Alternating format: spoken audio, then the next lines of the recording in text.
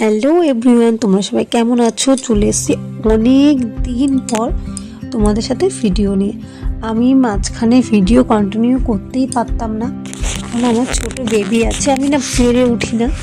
কিন্তু শেয়ার করব তোমাদের সাথে প্রতিদিন এই ভিডিও চেষ্টা করবো এবার শেয়ার করার।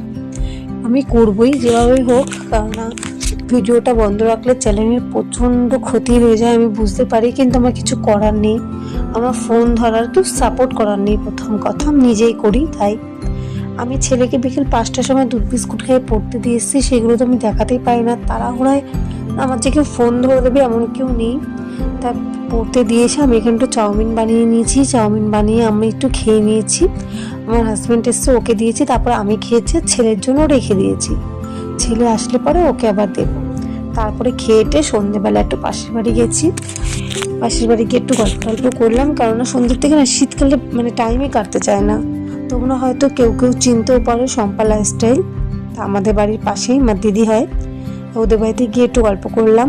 ওরা আবার এখানে কি বলে ওটাকে, চিল্লা নাকি বানিয়েছিল সন্ধ্যেবেলা, তো সবাই মিলে একটু খাচ্ছিলাম।